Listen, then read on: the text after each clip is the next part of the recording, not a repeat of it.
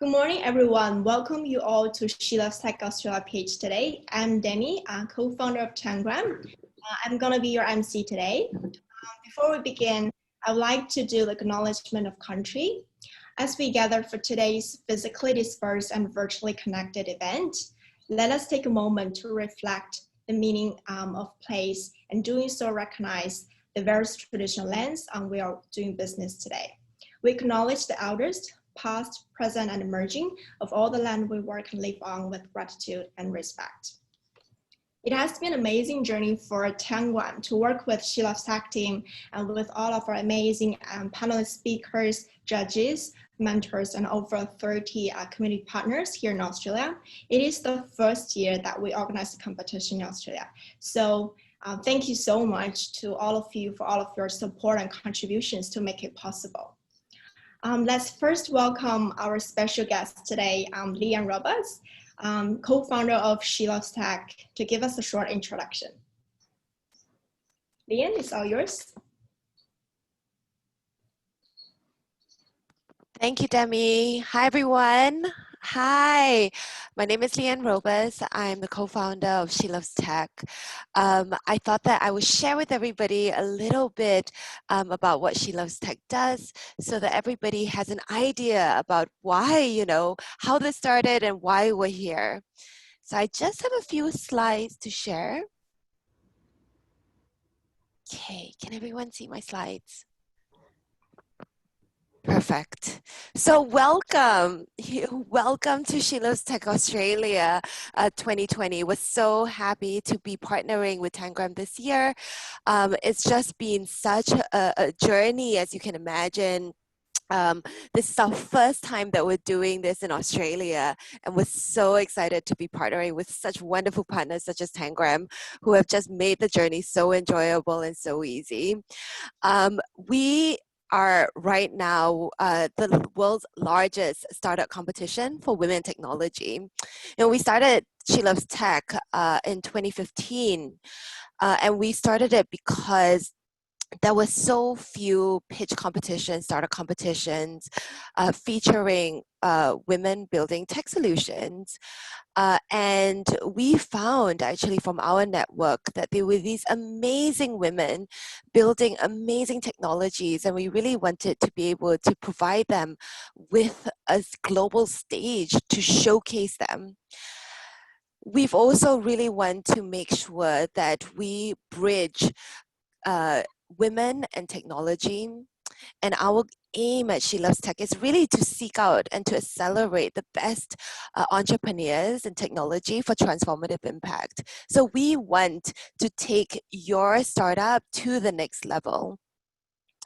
And we do so by creating this global ecosystem that we have built over the last couple of years. We have thousands of startups. Even this year, we had thousands of startups apply to SheLovesTech. We also want to champion the best entrepreneurs through our workshops, through our competition, through our conference, through our bootcamp. And also to really just accelerate different transformative technologies that are sometimes we see the most amazing technologies that are giving back to society, that are women impact technologies. So this year, SheLovesTech is in over 30 countries around the world. And our startups have raised more than 150 million USD in funding post SheLovesTech. As I mentioned, this is the first year that we're in Australia, but this is the 6th year that we have done SheLovesTech. So these are some of the 30 countries that we are in, and many, many more. It takes a village to do something like this. And, this is the reason why we rely so heavily on our partners like Tanggram to be able to bring this to life. SheLovesTech has really scaled beyond the 3 co-founders, myself, my other 2 co-founders, Ria and Virginia, and we're so happy to be partnering with the best organizations around the world to be able to do this together. So I thought that I would just show you a little bit about what our global competition looks like. The person who wins today will be representing Australia in the global finals. And I have a small little clip from last year's finals, including our conference, to show everybody and to give everybody a taste of what is to come.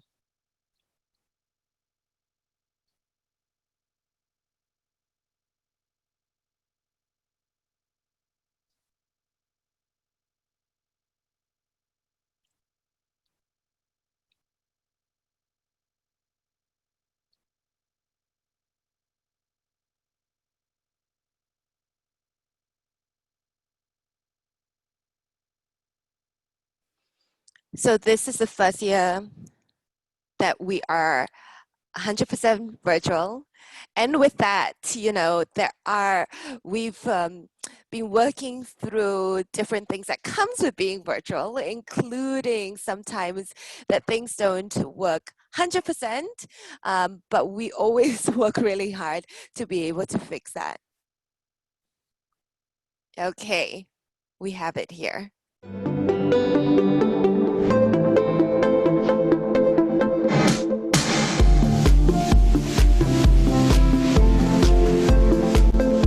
Ladies and gentlemen, welcome to SheLovesTech 2019. You are now a part of the largest women in tech startup competition in the world. Over 80% of our 70,000 teachers are female, and I just feel fortunate that I'm working with them every day. Today, they are working on this innovative technology platform. The moms, now they feel so happy with this global teaching service that they're able to obtain on a VIP Kit platform. 在很多女性的创业者身上看到很多的闪光的地方，这是不是一个好的创业者？跟他其实是男性女性没有关系，也不要去贴这样的标签。每个时代都会有自己的创业公司啊，只不过它用不同的形式在存在。其实今天只需要你不光是有自己一个 truly believe 的想法，有一个 vision， 你还得有 step by step 每件事情都做到对的这样的一个执行力。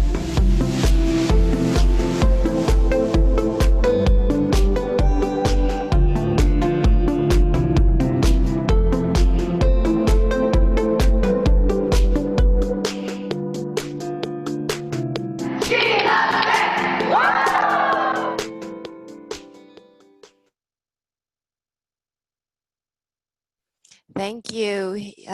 So I just want to thank Helena, who has just been corresponding with Tangram throughout. I want to thank Tangram for your wonderful support and for bringing SheLovesTech to Australia. So let's get this started. Well, congratulations all finalists who have made it this far. You know, we had a really, really difficult choice of who made it to the finals, and we had a lot of back and forth, you know, 2 different teams vetting through it, actually 3 different teams vetting through it. So congratulations to everybody who has made it this far, and I can't wait to hear your pitches in a bit. Okay, I'm going to hand it back to you, Demi. Thank you. Thank you, Leanne, for the great speech. And it's absolutely fabulous for what you have done with SheLovesTech, you know, for all of the support and great opportunities to provide to our female founders and entrepreneurs in the tech industry. So we're also feeling so proud to bring this great initiative to Australia for the first time this year. So let's welcome Connie, our co-founder and CMO of Tanggram, to give us a short introduction as well. Connie, it's all yours. You're muted. Sorry, Connie. Yeah. Thank you, Demi. Can anyone see me properly? Yeah. Okay. Thanks, Demi. Thanks, Lian, for your sweet word and also the video you shared with us. I'm Connie, the co-founder and CMO of Tanggram. So first of all, I would like to do the acknowledgement of country. So as we gather for today's physically dispersed and virtually connected event, let us take a moment to reflect the meaning of place, and doing so recognize the various traditional lands on which we do our business today. So we acknowledge the elders past, present, and emerging of all the land we work and live on with gratitude and respect. So what is Tanggram? We are the first smart wealth creating platform in Australia. By combining a reward scheme with investment options, it makes investing simple, easy, and fun. And also, I'm so appreciated that SheLovesTech gave us this unique opportunity to work with you this year and also the following years. Thanks for trusting us to be the regional partner. We appreciate your time and contribution. You know, especially for this year, it was so well organized for all of you to coordinate with almost like 30 countries. So amazing. And thanks to our community partners, speakers, mentors, and judges, we had many exciting topics to discuss during the panels, like how do we leverage the networks to get funded, how to build relationships with the investors and allocate fundings after that. Also internally, like what do startups to do in terms of managing the crisis, reducing cash burn, and also extending the runway. Those are very interesting and helpful insights, and your willingness to share your time and expertise in the area was so crucial for the success of this initiative. And thanks to our volunteers, James, Tree, Tina, Sarah, just to name a few. We rely so much on you as well during these 3 months. You have done an excellent job here. And also special thanks to our judges today. We are so happy to have you on board with us. I know that it's not going to be an easy job because we have fabulous finalists here today, but I'm really looking forward to seeing our top 3 in Australian round. And also for our finalists, you have done such a good job and gave us so many cool projects this year. We just can't wait to see your performance on today's pitching. So yeah, good luck everyone. Thank you, Connie, for the brave introduction. With all of the teamwork and hard work, you know, we finally make it happen. And here we are at Australia final page. I'm so excited, and thank you so much for Connie for bringing this to us. Before we start the pitching, I would like to share the agenda with you briefly. Let me share my screen now.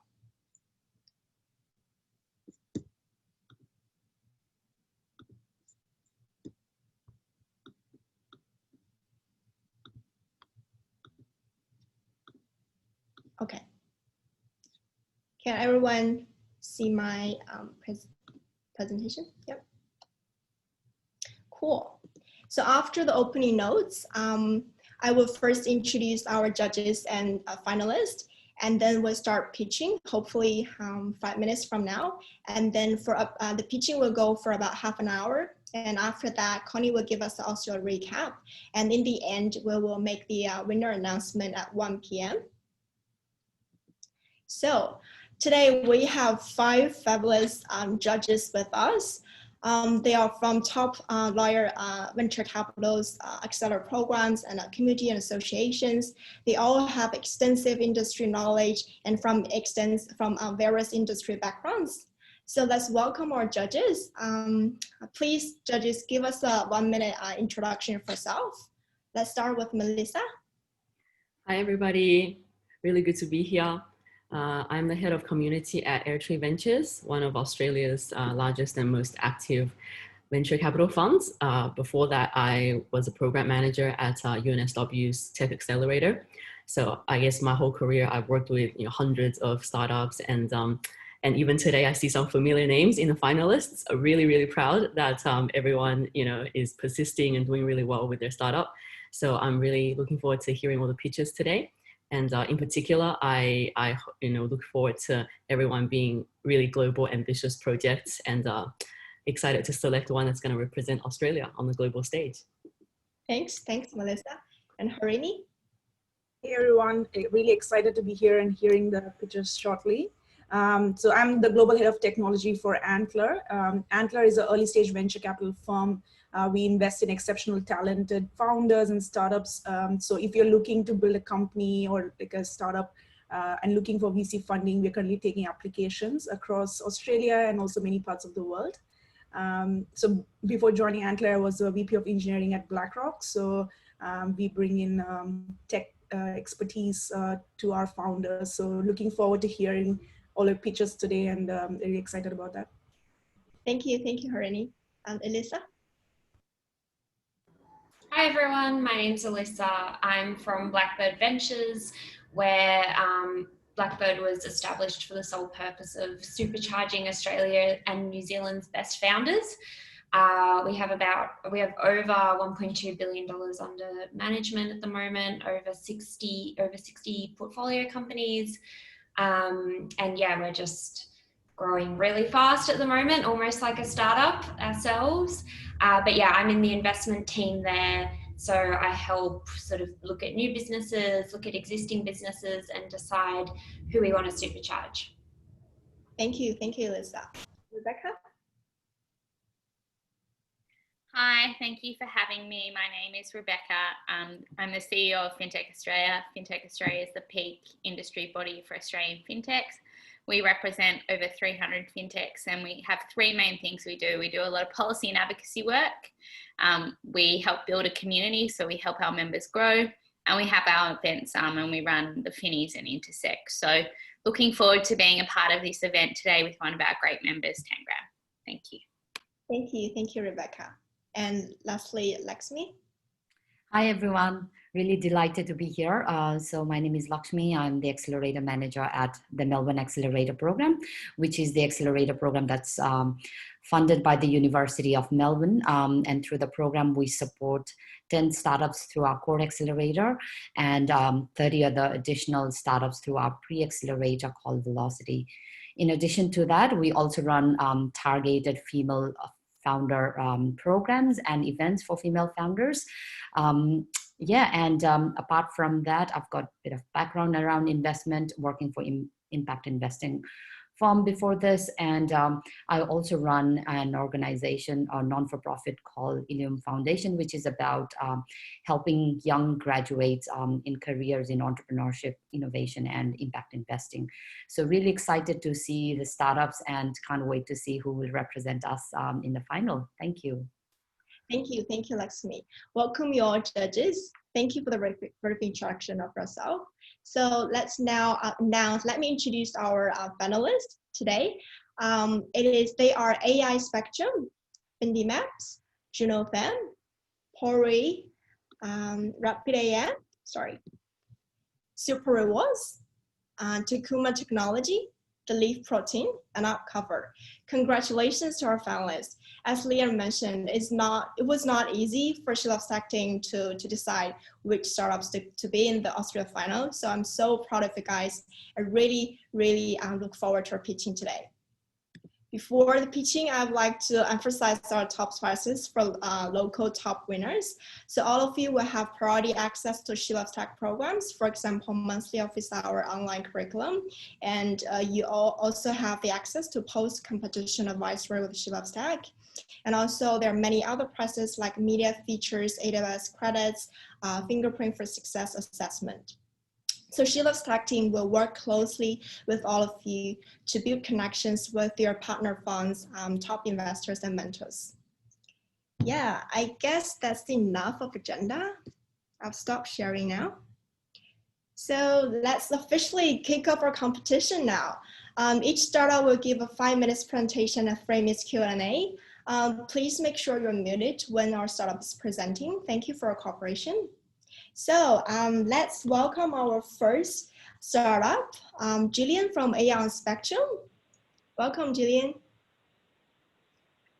Let me know when you're ready. Cool. James, please start the timer. Okay.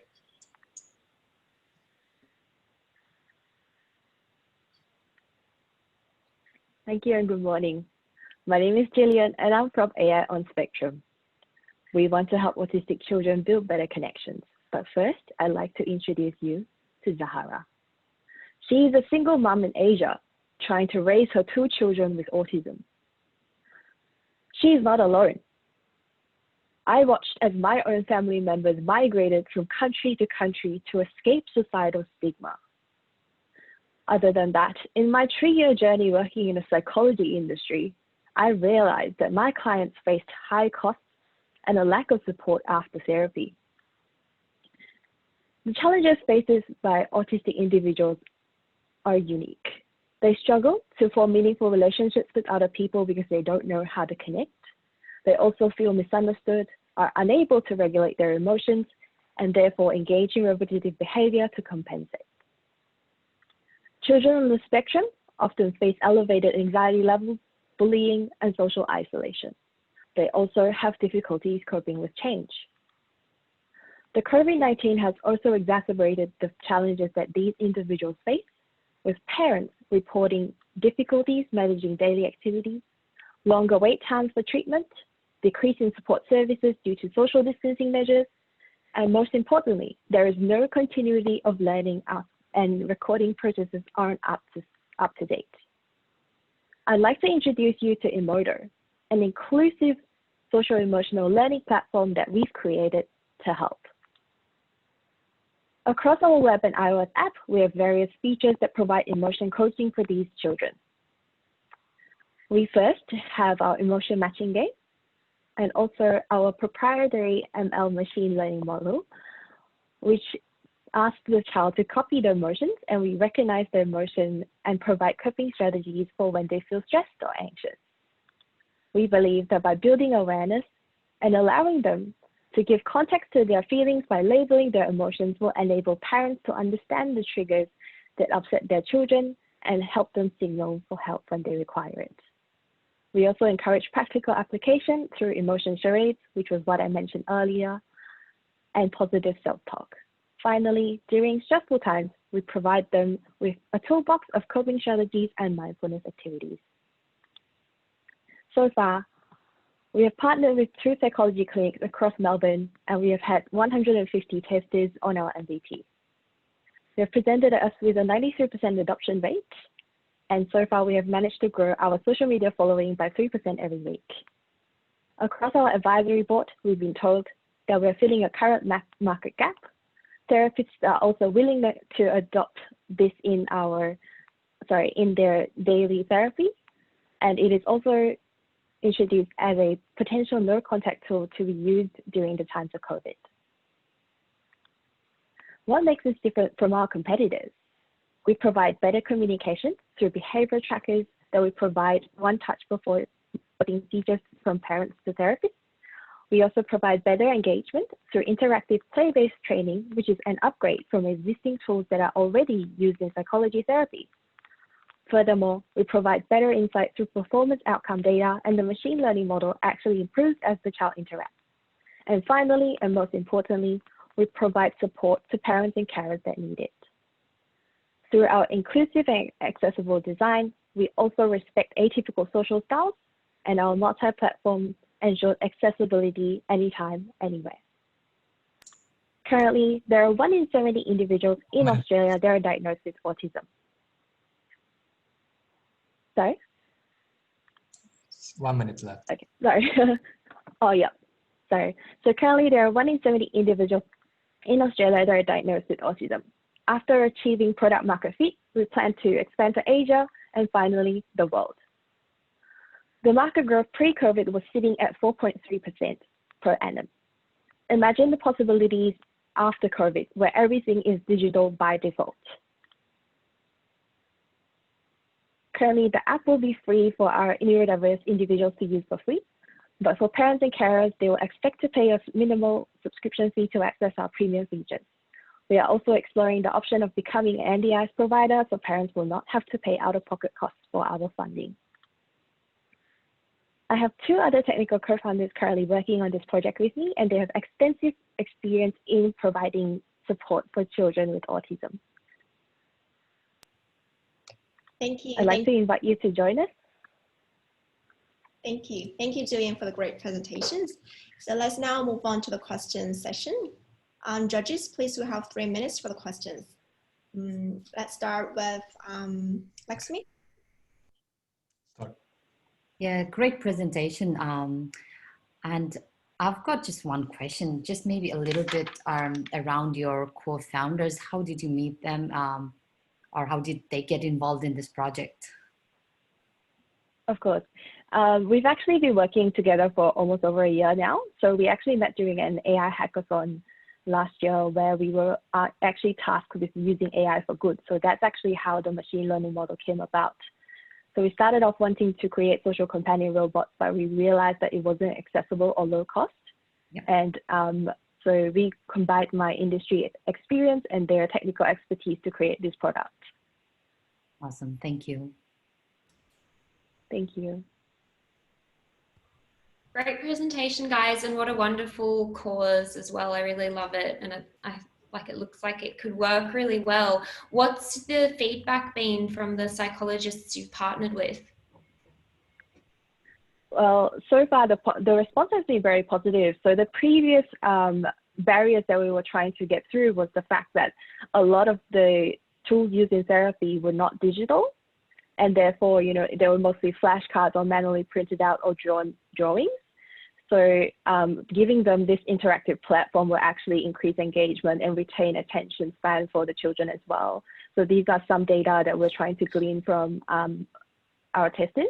And yeah, we're always hoping to improve the entire therapy process because, as I mentioned, after COVID, everything will be digital by default. And, you know, if we can support the industry to scale and adopt digital technologies, that would be the best way moving forward. Hey, great presentation. I have a quick question. So can you talk a little bit about some of the traction milestones they have achieved in the last 1 year? Yeah, sure, no worries. So far, we are planning to launch our pilot program in November this year.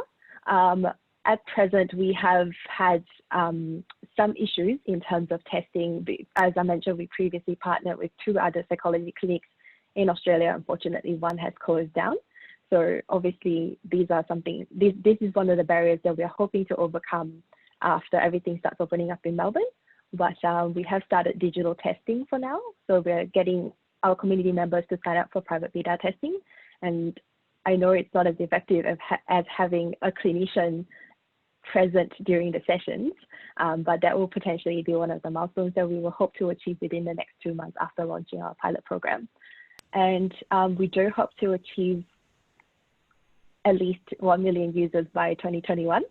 So we'll definitely be scaling across all our different platforms, so the web app and the iOS platform as well. Okay, thank you. Thank you, Jillian, for the great presentations. And thank you, judges, for great questions. Jillian, you can stop sharing and we can move on to the next startup. Thanks. Okay, let's welcome our next startup. Anna from BindiMaps. Thank you. Thank you. Let me just share my screen.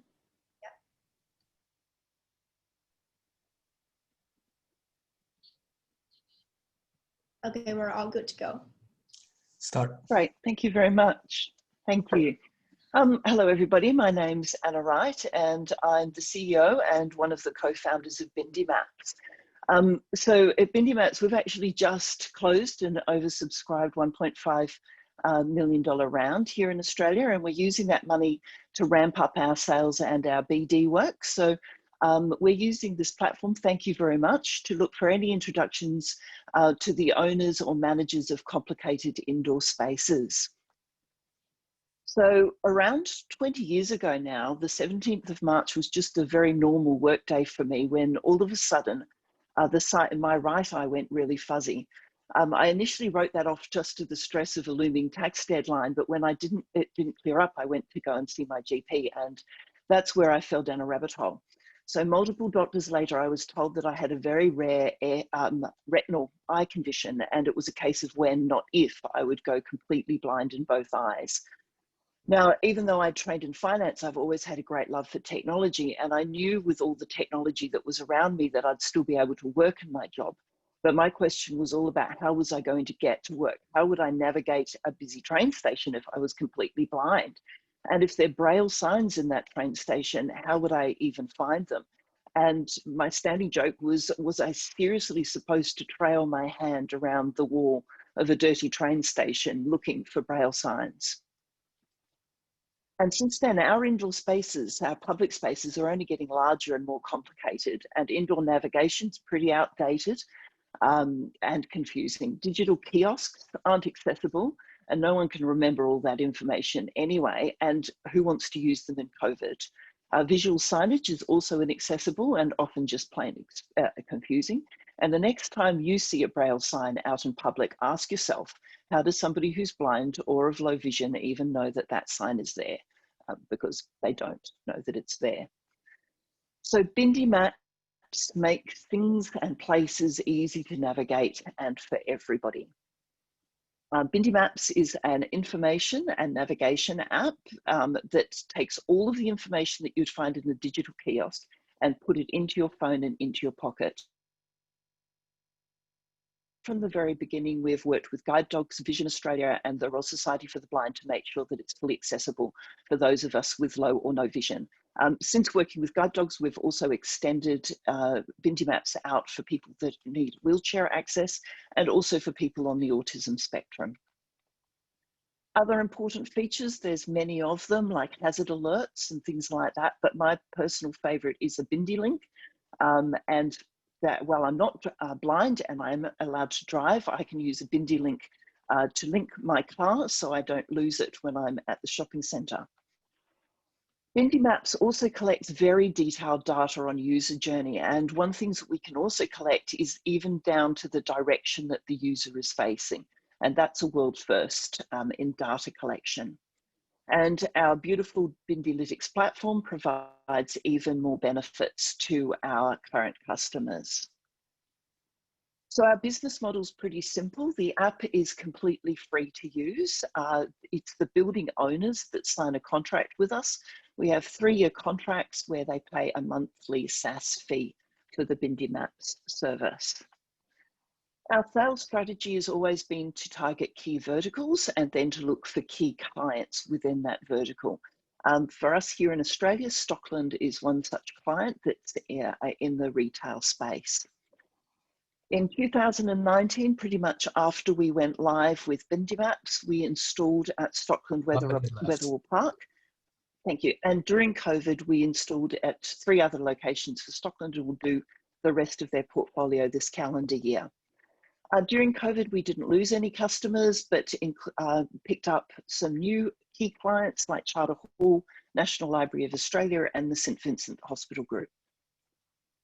While it's fabulous putting on new clients and getting paid, my favourite part of BindiMaps is to show new users how it works. And this is often the very first time in somebody's life of being blind that they're able to independently navigate a new public building. And I must say that there are often tears, and they're not just mine. As well as truly changing lives, we see BindiMaps as being a very big from a bottom up and using our pricing model. Our TAM and TAR is about $1.5 billion in Australia. We've got a very strong founding team, which I don't have time to go through. So I'd like to thank you. And if you have a passion for accessibility and inclusion and would like to help in the Bindi journey, I'd love to hear from you. Thank you very much. Thank you, Anna, for the great project and great presentation. So judges, let's start with the questions. Hi, Anna, I'll start. Absolutely loved your presentation, and I totally agree. It's such an important problem to be solving.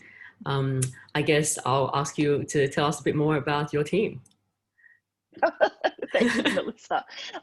So we've got a team of 10 full-time staff at BindiMaps, and we have 3 co-founders. So Tony Barrett is head of product, and he's had more than 30 years experience building startups, has done 40 startups, and was the co-founder of carsguide.com.au.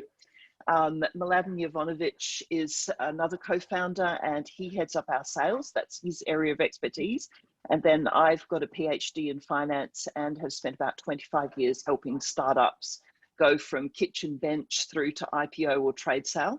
But I must say it's much more fun being on this side of the startup journey compared to the finance side of the startup journey. Awesome, thank you.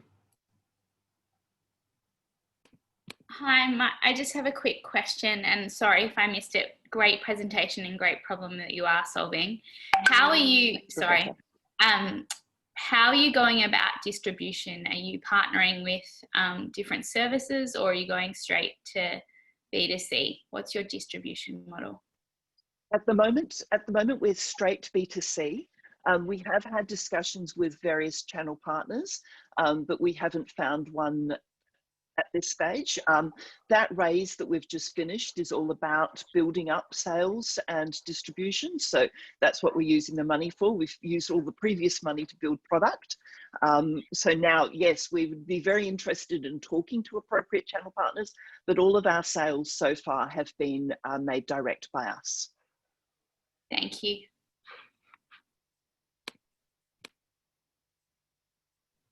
We got a minute for the last question. You want to go for it? Harini? Yeah, it'd be great if you could just go into a little bit more detail about the business model. Sure. So we've always been quite adamant that the app will stay free for our users. So we've said to the business owners, the companies that own these big properties, that it's similar to putting in accessibility ramps or those braille signs. So we charge the building owners a rate per square meter that's covered by the BindiMaps service. And it's that they've all signed on to 3-year contracts, and they pay a monthly SaaS recurring fee for the Bindi service. And that also means that we keep their maps up to date and things like that, which is actually a big deal. I was working from the guide dog's point of view, but then for the business owners, maps are huge. Like, nobody has accurate maps. It's quite terrifying, actually. But that's part of the benefit then that we can provide to our customers. At the end of the question session. Thank you. Thank you for a great. Thank you, everybody. Thank you for the question from judges. Now let's move on to the third startup. Let's welcome Jane from Junofem. Jane, are you ready? Yes, let me share. Yeah. Great. Well, thank you, everyone. I'm Jen Barnes from Junofem, maker of the FemFit.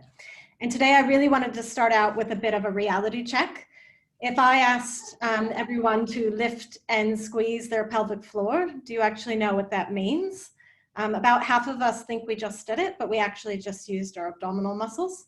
And for 1 in 3 women in this call, it might be quite a nerve-wracking concept to try to do that in public. And that's because 1 in 3 women worldwide will experience urinary incontinence at some point in their life, myself included. And if we believe what we're told, it's not really a big deal. We can manage it. It's simply like bladder leakage. And if you see these photos, these women look really happy with that. But in reality, it's not normal and we shouldn't manage it.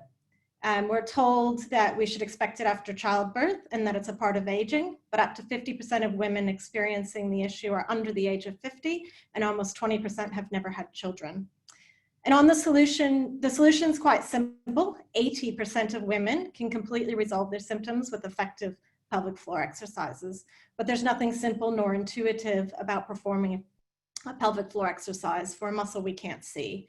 And the only way to know for sure at the moment that you're doing it correctly is to go see a healthcare professional and have an invasive exam. The healthcare professional explains to us how to do it, but then we go home, we're not sure if we're doing it right, and the healthcare professional doesn't know if we're doing it right. And that leads to almost half of women never returning for another appointment. And ultimately, it leaves women suffering in silence, and it leaves frustrated healthcare professionals. And with such a large unmet need, it's unfortunately led to a really confusing and crowded marketplace with a lot of gadgets on the market aiming to help women, but there are none that ultimately solve the problem long-term for both the end user and the healthcare professional. And that's where we come in. We have made the FemFit. It is a medical device designed by clinicians to meet the needs of both the healthcare professional and the end user. We're the only soft, flexible, and fully wearable device that provides a pressure profile along the entire length of the vagina, which shows the healthcare professional the entire muscle bed and how it functions. And it shows the woman, the end user, which muscle she's contracting and when, and teaches you how to do an effective pelvic floor contraction. We can wear it during exercise, and the healthcare professional can assess our function during different movements. We are the only one on market able to do that. The app guides you through a clinically validated exercise program and teaches you with real-time biofeedback. The FemFit is not a gadget. It doesn't sit in the general wellness category. It is a regulatory approved medical device that sits in the healthcare and diagnostic category. And we had an opportunity to further strengthen this for both the end user and the health professional by adding in telehealth and a clinical portal to provide visibility to a process that previously everyone had been doing blindly. This allows the woman to be assessed remotely. It allows her technique and progress to be monitored and individualized advice to be given. And importantly, telehealth provides equity of access to women who live rurally or who find traditional visits intimidating or cost prohibitive. The FemFit has been designed by a world-class team of experts with a singular focus from day one on creating a product that would solve the needs of all parties involved. They're a mixture of clinicians, pelvic floor experts, previous midwives, and biomedical engineers. And we've been supported by international experts the entire time. Now, with such 1 in 3 women worldwide, it's an extremely large addressable market. But even after we stratify it by age, socioeconomic class, and those that are willing to try a device, we still have 750,000 women in New Zealand and Australia alone, our first launch countries. And when you add in the EU and the US, you clearly get to 10. Thank you. To date, we've had over 170 women use the FemFit, and of those surveyed, 90% would recommend it to a friend.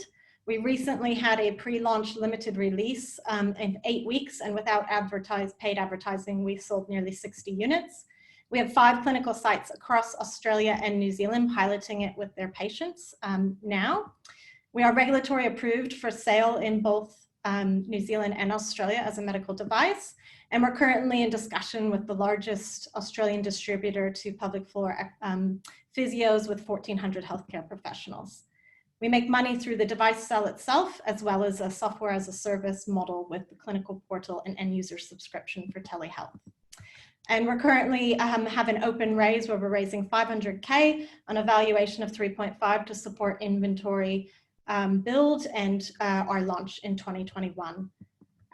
So thank you, and I look forward to discussing further, and we're excited to become the primary solution for women with incontinence. Thanks. Thank you, Jen, for the great pitching. Judges, please start the questions. Hey, Jen, great pitch, and something that needs to be solved. And can you talk a bit more about like the product itself? Like, how did you go about manufacturing it and like creating the product? Yeah, so it's come out of the Auckland Bioengineering Institute in New Zealand originally, and it's been a team that from day one has iterated. It's been in the making for 4 years as a medical device, and it's been tested with clinicians throughout. And the real concept there is that they wanted it wearable to use during exercise and in different positions so that women could return safely. But more importantly, it's making sure that the healthcare professional themselves was getting actionable data. And the competitors on the market often use accelerometers because it's like your Fitbit where they're detecting a movement, but it doesn't tell you if you've used the right movement to make, right muscles to use that movement. So it will say any contraction is positive. Whereas we wanted to design something that was much more usable data for the clinicians. And in fact, we're now looking at it in a study in Melbourne with endometriosis sufferers as well. And there's other conditions besides just incontinence that ultimately it would help serve. Great, thanks. Sean. I have more of a clarification than a question. So the device is designed for clinicians specifically, and they could be, sort of different types, but it's not for the end user to buy themselves. No, sorry, it is for the end user to buy themselves. It is, and at the moment, the 60 we sold were all women going online to our online store and buying. Okay, wow, awesome. Yeah. Clinicians want to see the data. So we also have clinical sites where they tell their patients, please go buy this, and then they integrate it in their visits with the woman. By looking at the data. So it is both a B2C and a B2B2C. And how are you thinking about marketing and advertising strategy in case some women find this intimidating as well? How are you going about that? Yeah, so we've been testing our marketing with the current kind of pre-launch. And there's a lot of products on the market, right? So it is quite confusing and intimidating, and it is internally worn, but we've really taken the tone of empathizing, and it's a problem that we all hide from often. And so we really believe that the clinical side of it, the fact that it has been designed by professionals, is a real strong side to ours, that it's not a gadget, it shouldn't be intimidating. It's really comfortable. I've done the 12-week program myself. So we're really just, we will do direct to consumer marketing because ultimately we're women and we like to shop online and we tell our friends about it. So we don't want to ignore that market, but we're also really using our clinical recommendations.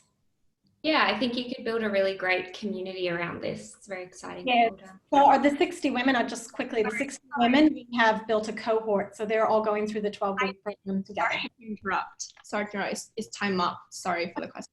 Yeah, that's right. Thank you. Thank you. Thank you. Great questions from judges. Let's move on to the next one. Hi, Luni. Luni from. Yeah, hi. Are you ready? Please share my screen. Yeah. Can you see my slides? Yes. Let's cool. get started. Thank you. Cool. So hi, I'm Luni. I'm from Pory. Together with my co-founder, we built this product where without code, we can turn your data into a website using Airtable. Pory aims to break down the barriers for you to get your idea to market faster, so you can focus on what's more important, being close to your users, gathering valuable insights as well as feedback, and continuously iterating and pivoting. So you have an idea, you have gathered all this information, and hopefully you stored it in something like a spreadsheet. Now you want to build an MVP or maybe a BVP, a barely viable product. If you're more technical, you can build it yourself, but you're looking at spending up to 90% of the effort building it and fixing bugs, leaving you with little time and energy to focus on what's more important, being close to your users and finding out the real pain points. Or you can use existing solutions out there, but either the learning curve is very high or they're just more catered towards building a static website.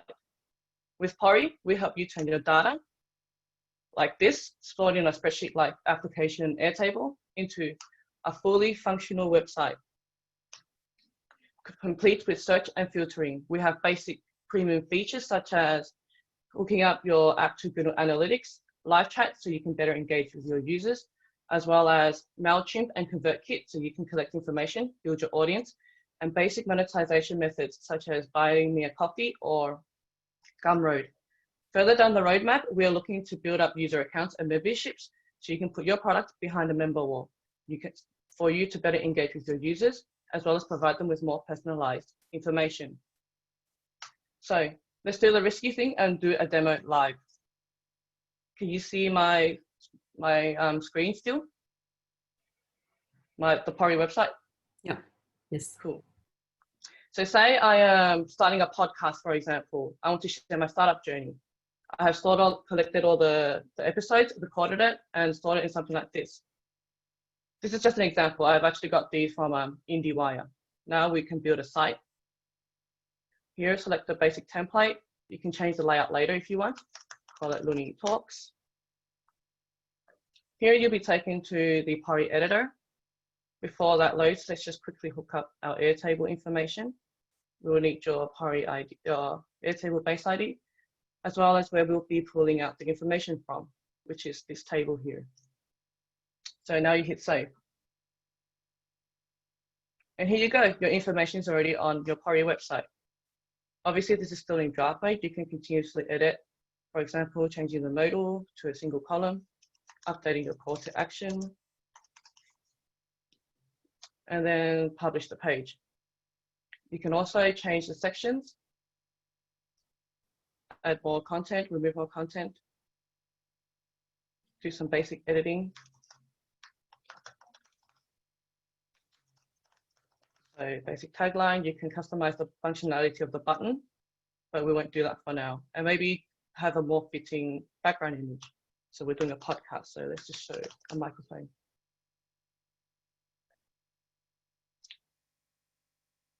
Correct. Now we can see all that here. Let's just publish the page again. View the site live. Select our free Pory domain and hit create. And here you go, your site now live. You can now share this link to your social media and whatnot. See the response on from your audience. see which one they actually like. They can also listen to it live here, fully complete with embed. So 1 minute left. Since launch, we have helped create over 1,000 websites, ranging from newsletter offerings to a basic e-commerce site. We wrote our first line of code in April, launched a very basic MVP in May on Product Hunt, and since joining the Mozilla program, we have 17x our MRR. So we're aiming at targeting small to medium-sized businesses, ranging from solopreneurs, entrepreneurs, all the way to actual businesses of employees 10 or more. So we're looking at a total addressable market of $65 billion on a $12 plan.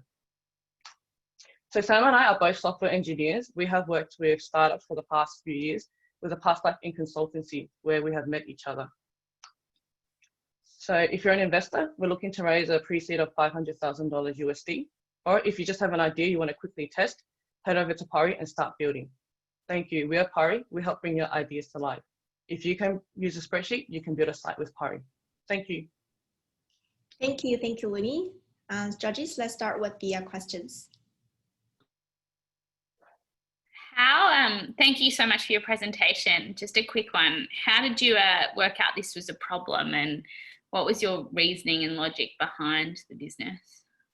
Well, Sam and I, last year we worked for a startup, and what they did was they built the whole MVP in 6 months on Airtable, and then they went to raise $1.5 million. From there, then they started to build out the actual tech. So that was so inspiring. Like these 3 people were like non-technical co-founders, and they were able to do that. So we were very inspired by that. And we wanted to help other people who just have an idea and want to quickly spin something up just to test. We also have met a lot of people who have like other founders alike who built and spent money on building an MVP where they just didn't get any traction. Whereas if they use something like this, they would, it will provide them with better agility to pivot the idea or whatnot. Yeah. Great. I have a quick question. So this is great product. Thanks for sharing. And we are seeing a lot of founders using no code to quickly launch and validate.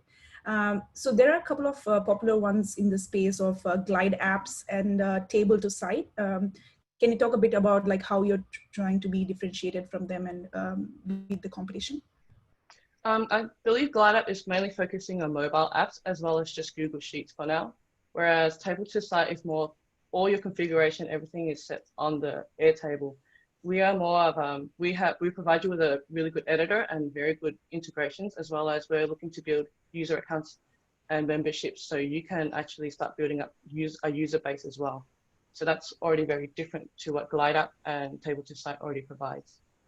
Okay, thanks.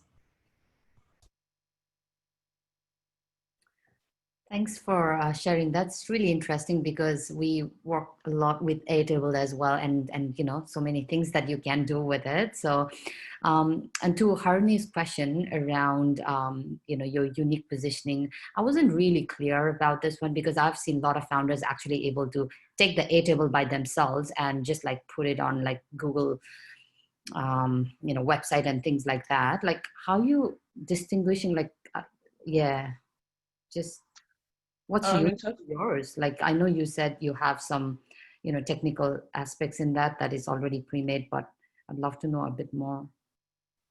Currently, we're still testing it out in the market, learning what our users and how they're using it, and continuously iterating into what they really want. At the moment, maybe there might not seem that much difference, but we do have a good following at the moment, and a lot of people are sharing Pory by mouth. So we are providing some value, but as you said, right now, probably the technical aspects are not that different, but we're building up the product slowly. So I guess the biggest difference is right now, we're still just building up the user accounts features, maybe even integrating with payments. That's on the roadmap. Thank you, Winnie. That's time up. Thank you for a great presentation. Let's move on to the next startup. Nancy from RapidAIM. Are you ready? I am, thank you. Thank you. Okay, let's get it started. Terrific. Hello, I'm Nancy from RapidAIM Pest News and Alerts. We're a new way to deliver crop protection in an $84 billion industry under pressure to reduce chemical use. Insect pests are a threat to food crops, and so is the way that we manage them. Insecticide is spread across our farming landscapes in the hope of killing pests. In the US alone, this equates to about 228 fully loaded jumbo jets with chemical. Very little of it actually hits the pest target, and a lot of it ends up where it shouldn't. The result is regulation of the world's most widely used chemicals. Many are now banned, and it means that pest management toolbox is really shrinking. So crop protection is changing, and this means that more digital and biological will take a bigger share of the market, and how we deliver these products will also change. And this is where RapidAIM comes in. So RapidAIM is a double-sided marketplace. We provide pest news and alerts for growers and a sales vehicle for crop protection. We unlock the value for all biological and chemical crop protection by providing proprietary pest information at unprecedented scale. We do this with our platform technology. It's a novel sensor, low power. It basically detects the fingerprint of an insect entering the trap. So with this, we provide to our grower customers pest detection service of news, alerts, and forecasts, but we provide granular pest and customer information, real-time historical trends, and future predictions to chemical crop protection companies. So our platform is underpinned with our smart sensors, plug and play, customer self-serve, super simple to use and low power. It's a capacitance type sensor, so similar to the way in which you unlock your phone with your fingerprint ID. And it's our algorithms that sit underneath our novel sensor that allows us to detect and discriminate. This is our infrastructure that we roll out across farming landscapes. We go to market with a subscription service. So once we have our sensors out, we sell to our customers pest news and alerts for about $12 per acre per year. But then we upsell for on-farm border security, where they basically put our sensors around the borders of their fields and their farms. And in the future, we'll be delivering pest forecast. So as an example, with our first product, farmers get information about the pest trend across their region, also how close it is to their property and if it's on their property. And this allows farmers to plan and prepare for the season. But if they upsell for on-farm border security, they actually get real-time pest detection information. The little icons show where pests are being detected, and this allows them to reduce or eliminate those just-in-case insurance sprays, but to target management and then to validate whether their control is working. For us, we generate proprietary granular pest data at scale. This is all examples of our current customers across more than 100 kilometers from left to right. It can show exactly the time of day that pests show up. And the center one shows where pest problems start. And in the far one on the right, you can see that it's an area that's pest-free. So each one of those little white dots is our sensor, and when it has an icon on it, that shows where detection is happening. And the darker the icon, the more intense the pest situation. Compared to our customers, we have the most granular, compared to our competitors, we have the most granular customer and pest data at scale. So what have we done so far? We have de-risked our platform technology. We have granular data flow from our smart sensors to the cloud. We have a very smooth and easy to use communication tool. We've established our manufacturing pipeline of our smart sensors that are low maintenance, and we've deployed large-scale grids across 3 regions. We've achieved 200,000 in sales since January, so we've earned the right to increase our footprint, and that's what we're looking to do with our next raise. We would like to spread out our technology across 20 horticulture regions in Australia, and then move into the California nut market, the biggest nut market in the world. We also want to start adding revenue layers of different pests into our current device, but then step into grains, which is a very high volume, low margin market, but we want to start to drive the cost of our current build down. This will enable us to do mass scaling and huge data capture. So this is our path to $100 million business and revenue with our 3 products of regional pest news, farm border security, and then the ability to sell our proprietary pest data to crop protection companies. We're a strong and diverse team. We're former CSRO scientists that exited 2 years ago, formed a company and licensed our technology from CSRO. We're experts in pest management and biosecurity. So this raise will help us grow our business. Thank you. Thank you. Thank you. Judges, please start with your questions. Start now. This is great. Thank you so much for the pitch. I was wondering if you could just explain a little bit more about the sensor. Is it kind of like a bug catcher?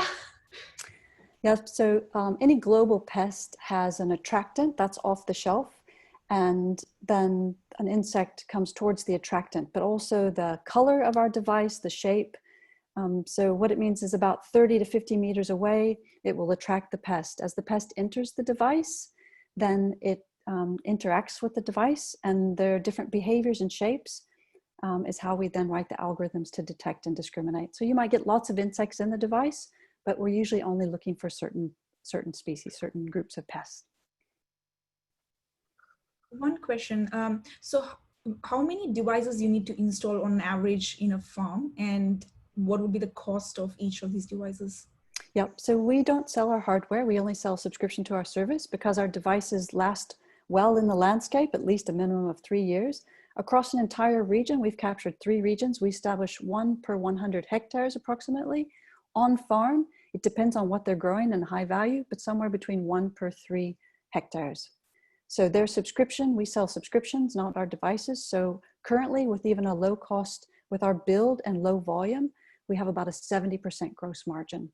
But as we increase our volume, our gross margins will go up. And as we add additional insect layers, additional revenue, our gross margins will also go up. Okay. Hi, Nancy. I have a question about the revenue that you already got. How did you onboard those customers, and how do you plan to scale? Yep, we've done this in 2 ways. So 3 of our biggest customers are entire regions. So we work with a growers group. It takes us about 4 months to go from first conversation to actually acquiring that customer.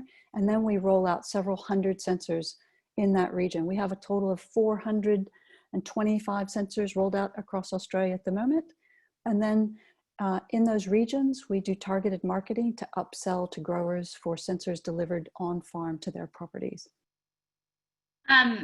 Thank you so much for your presentation. And what do you expect the saving for the farmers to be? Maybe I missed it, but what have you done any data and calculations into relation to this? So so insecticides are really effective at killing pests, but most farmers also use them as insurance just in case. And about 50% of what they use is just in case. So we know that we can deliver our service at a cost savings to farmers, and we're working with them to find the exact number. But so far, the things they tell us are things like they're no longer guessing and just putting on a spray each week. They wait to see if they have a problem before they deliver it. But we have good confidence that we could easily save them somewhere between 25 and 30% in sprays alone. But is that offset then with the cost of your product? So yes, it does. But they use many different types of chemicals, so it depends actually what they're using. But the fact that they could even spray less, because we go in at $12 per acre, so we're really quite cost competitive, and then around $40 per acre for on-farm sales. Thank you, Nancy, for the question. Yeah. Great, thank you. Let's move on to the next startup. Let's welcome Pascal from Super Rewards. Pascal, feel free to share your screens if you're ready. Yep.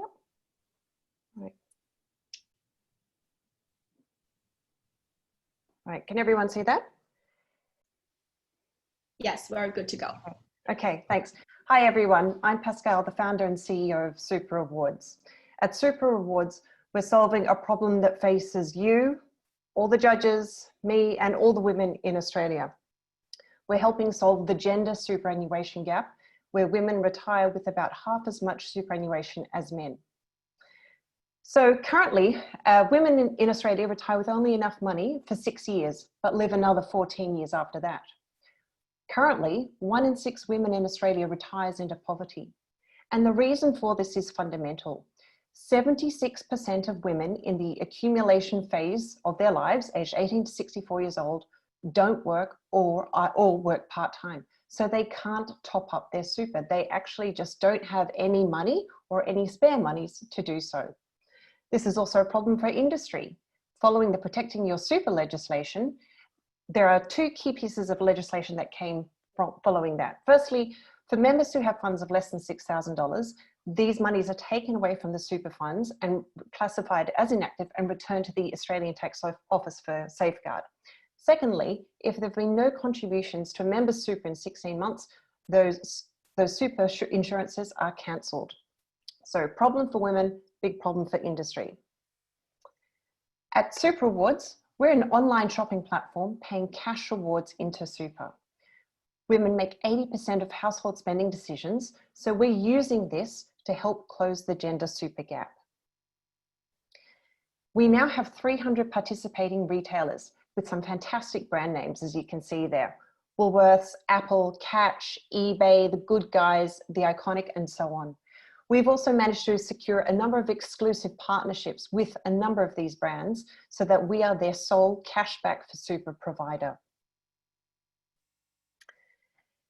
This is a huge win for everyone. So contributions to super are now possible for women who are not working full time. There's no behavioral change required. Women are just doing what they're doing anyway, shopping, and it's a complete no-brainer. For industry, this is helping them massively. It's creating engagement, it's helping them to grow their funds under management, and it's helping them retain assets. A few pieces about Super Rewards. So we're the only authorized platform for sending cash rewards into superannuation. We're compatible with all superannuation funds and self-managed superannuation funds. It's free to join, no upfront charges. Obviously, we're designed for women, but we're open to any gender. And the average cashback offered on the platform is 5%. Last but certainly not least, we're regulated. We operate as a corporate authorised representative under an Australian Financial Services licence.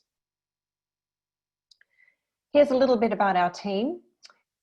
Between us, we have lots of experience in tech, e-commerce, FinTech, startups, loyalty programs, and we're a really dedicated group of individuals to try and help women solve their gender super issues. Basically, our strategy is twofold. We have a direct-to-consumer proposition, so any and all of you should sign up to Super Rewards today. And in this way, we're generating revenue through the commissions we earn on every transaction. We also have a wholesale strategy though, and that is where we license our technology, we white label it effectively, to the superannuation funds and life insurers. So in this way, we generate revenue through licensing costs. So we are able to charge an initial setup fee plus an ongoing monthly licensing fee. And of course, this going through the super funds means that we get access to tens, if not hundreds of thousands of users. For the B2B side of our strategy, it's very simple. The proposition is that the member comes to their super fund to shop and earn super. Here's a little bit about our traction.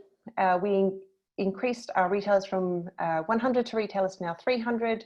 We've completed 2 capital raises. We've won a number of awards, and we're preparing for international expansion. For the B2B traction, we're currently in a pilot with the top 5 fund with over 1 million users. We're getting ready for white label. Our white label with another fund goes live in end of October. We've got a contract with a life insurer with a reach of 4 million users and a number of other pilots and negotiations in play currently. Here's an overview of our milestones, and we're heading towards profitability in about 9 months. The asks, here's a very quick look at our financial projections. You can see that the licensing revenue is eventually overtaken as we onboard more and more users. Last but certainly not least, these are our asks. We're looking for female developers, Australia-based with e-commerce and loyalty background, introductions to super funds and investment platforms, and introductions to strategic international investors in the Singapore, Europe, and the UK. Thank you. Thank you. Let's move on to the questions. Okay. Thank you for the pitch. I was just wondering, what does the financial model look like, and are you planning to reach profitability with the current model? Because I assume the average balance would be quite low. We're not a super fund, so we send money into super funds. So our model comes from user volume, basically. So that's why the partnerships and the white label strategy into the super funds is so important, because that gives us access to tens or thousands of users who all then transact on the platform. Equally though, with the super funds and the licensing, we have an initial setup cost that we're able to charge them for setting up the white label or API. But we also have a monthly ongoing licensing fee. So on current trajectories, we should hit profitability in July next year. Thanks. I'm lucky to have a little bit of background on the stuff that you do, and I think it's excellent. But how does the proposition in relation to helping women change when you're actually white labeling to super funds, which obviously have both men and women transacting? How does the initial problem statement change when you actually are white labeling your product? Well, we're designed for women, but we accept men as well. So the reason we're designed for women is because the super system wasn't designed for women. So we're here to help them with that. But there are 2 million women who are unpaid carers in this country. There's also 900,000 men who are unpaid carers. And of course, when you're an unpaid carer, no income and no super. So fundamentally designed for women, but anyone is able to use super awards, which is why the white label isn't an issue for us.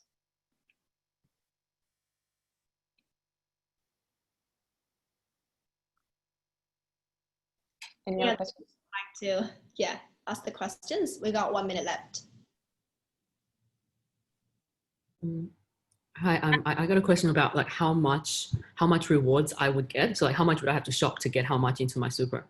Yeah, sure. So without sounding waffly, it depends how much you shop and which retailers you shop with. So the retailers like Apple and Woolies and so on, they offer 1.5% cashback, but various fashion brands offer 8-10% and so on.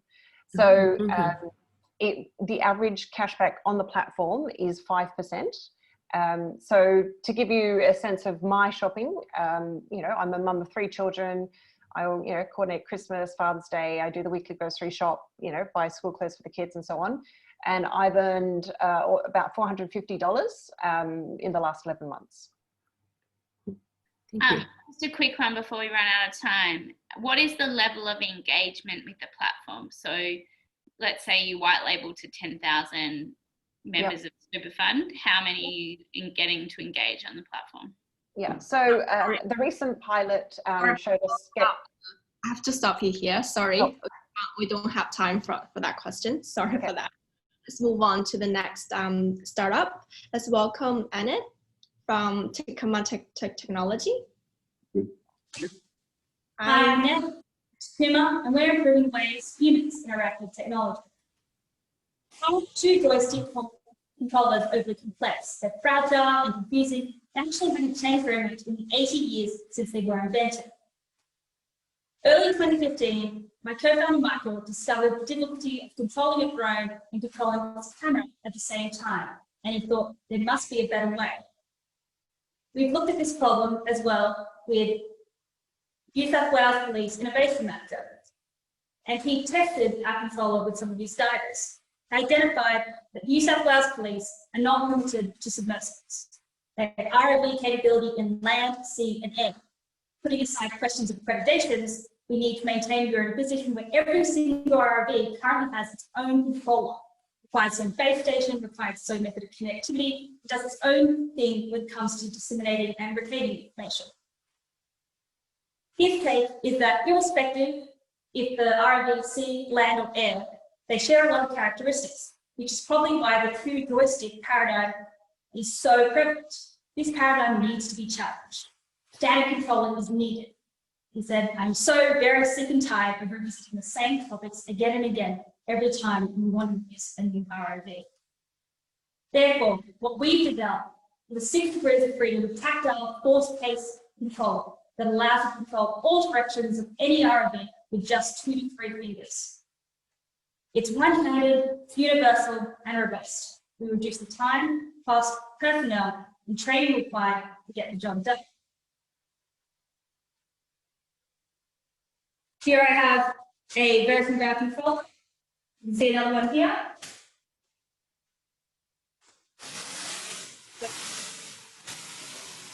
can control all fractions of the drone with just one hand. Up, down, forward, backward, right, left, and middle. Allowing me to do things previously impossible with a standard 2-joystick control.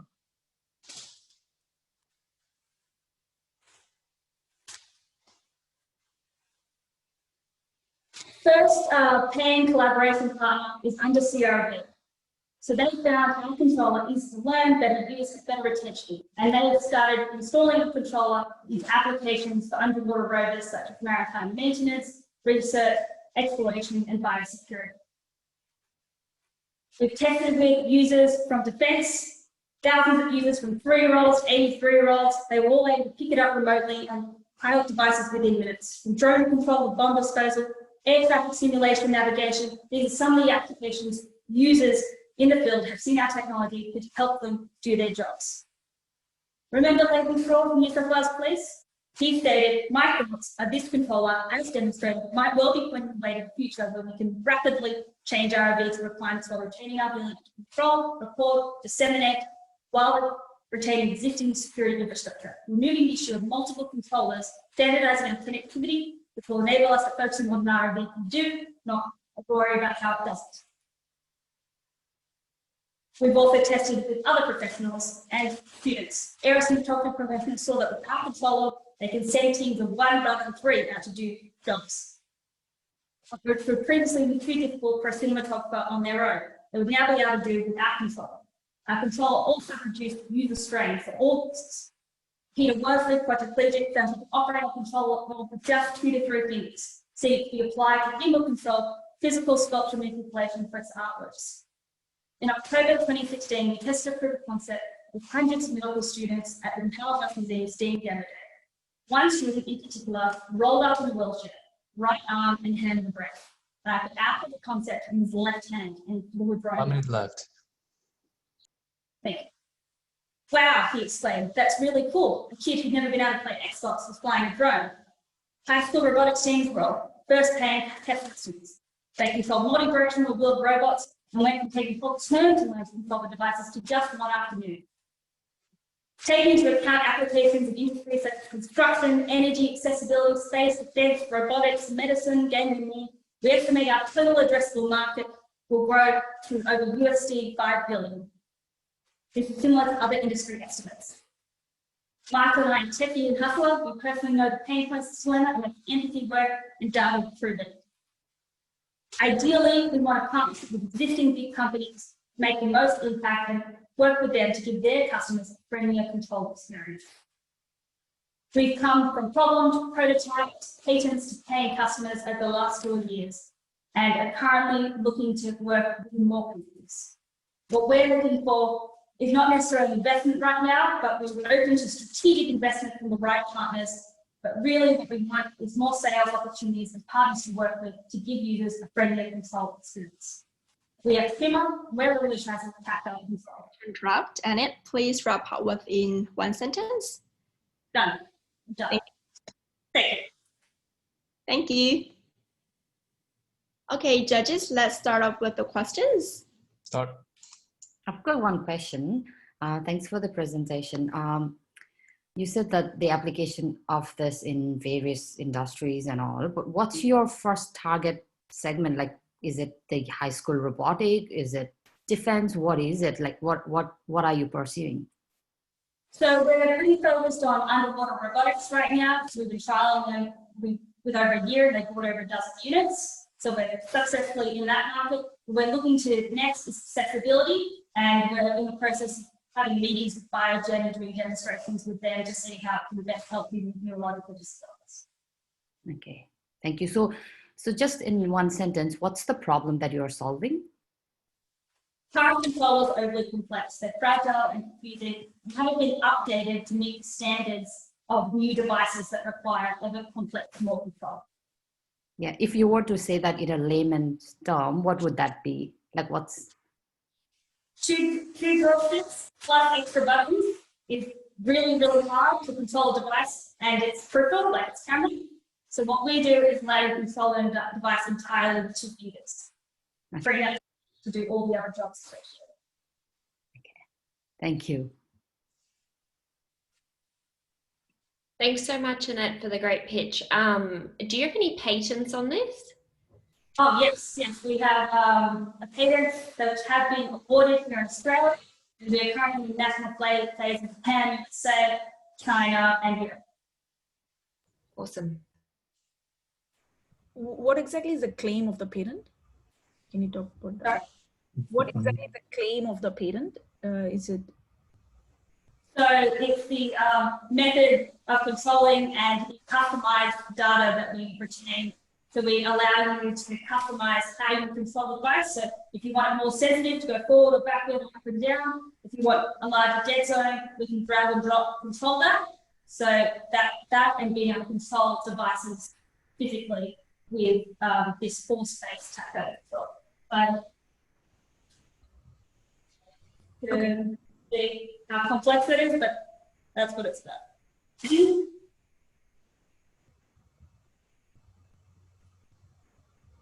Awesome. Yeah. Any more questions? I guess we don't have much time left.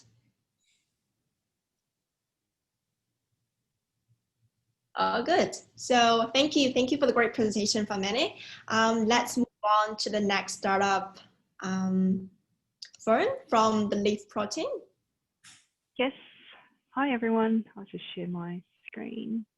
Great. I think you can all see that. Yes. Start. Brilliant.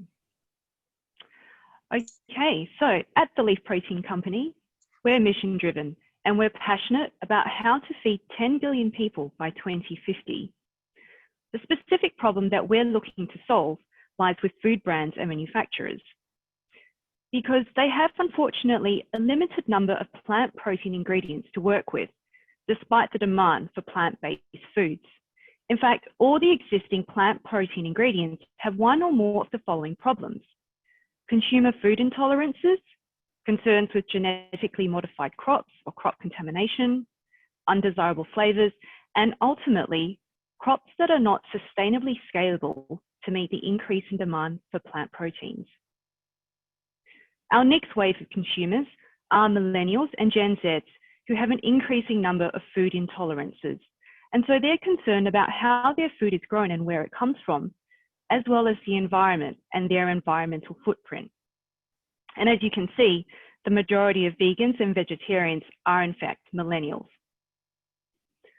Our solution to meet the needs of these consumers and address the problem for the food brands is to unlock Earth's most abundant source of protein, leaves. Our first product is the plant protein ingredient from Pereskia aculeata, also known as the poor man's beef in Brazil, where it's a traditional green leaf vegetable that's celebrated for its very high nutrition. It's very high in protein, minerals, and vitamins, and as a member of the cactus family, is a hardy and drought-tolerant plant. So how does Pereskia compare with the other leading plant protein crops? Well, in terms of productivity, it's highly productive and produces more than double the amount of protein per hectare compared to soybeans, which is today our leading plant protein crop. In terms of water footprint, it ranks amongst the lowest and uses only 1/5 the amount of water compared to rice. As a B2B ingredient company, we'll be bringing to market Pereskia protein concentrate and isolate ingredients, which are allergy-free, not genetically modified or contaminated, and environmentally sustainable. The global plant-based food market is forecasted to be worth $54 billion in 5 years' time, 2025. We're targeting specifically the plant protein ingredient segment, and we're seeking to capture 3% worth $336 million. This market currently is still dominated by the largest food brands and manufacturers, and these guys are also still focused on the traditional plant protein ingredients, such as soy, wheat, pea, and rice. So far, we've already developed our 50% protein concentrate and are currently refining our leaf protein extraction process to develop our 80% isolate. We've been building our community and raising awareness of Pereskia protein by speaking to consumers, as well as with food brands and consultants. And we will also be developing our D2C Pereskia protein brand. We'll also be building and developing our B2B relationships and strengthening these partnerships to develop formulations for non-dairy beverages, alternative meats, and baked goods. And in our third step, we'll be looking to scale our supply and production by increasing supply of Pereskia leaves, as well as developing and increasing our processing capacity, either through partnerships with manufacturers or building our own factories. Our value proposition is to increase the value of the raw Pereskia leaves by tenfold. And we do this through our leaf protein extraction process, which we use to produce our Pereskia protein isolate and concentrate ingredients. So now food manufacturers can meet consumer needs by using our ingredients to create allergy-free, non-genetically modified, natural and environmentally sustainable foods. Our team is made up of my co-founder, Rob, who's currently based in Brazil. He has a background in engineering, finance, investment, and also experience in the food agribusiness. Myself, I've had over 17 years global experience in product management and product marketing. And we have advisors who are a leaf protein expert, as well as a very senior brand strategist. Our ask today is to connect us with food manufacturers who are seeking high quality protein ingredients for their plant-based ingredients. Thank you. Thank you. Thank you for right on time. So let's get started with questions.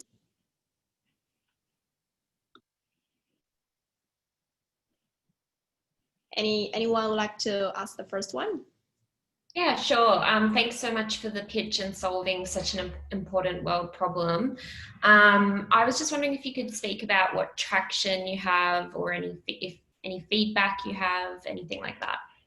Yeah. We've done loads of consumer sensory evaluation. So we've actually engaged over 700 individuals, either through the sensory evaluations, testing and selling actually of our minimum viable product, as well as surveys to understand customer and consumer palates.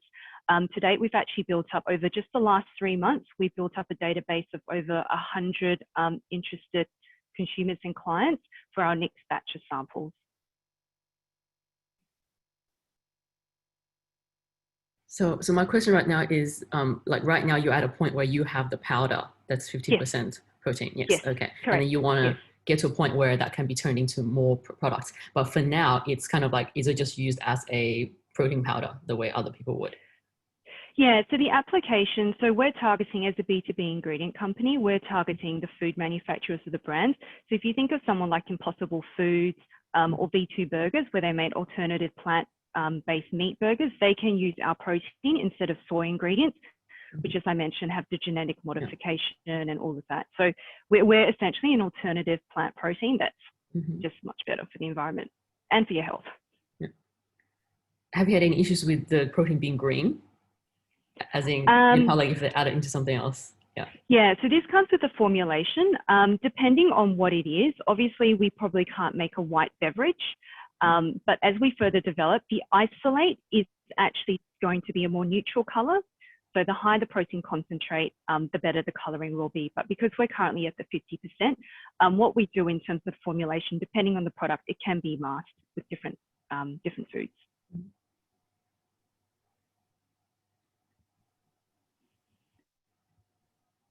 We got 1 minute left. Any other questions?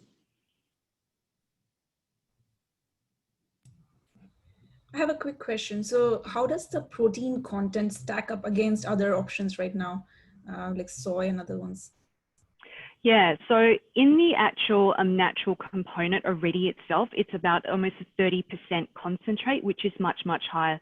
Most of the lentils and beans there are about 20% maximum in the natural form. What happens with food ingredients is depending on how you process it, you can increase the concentration anyway. So just looking at the raw product itself, it already ranks above the others that are in the market.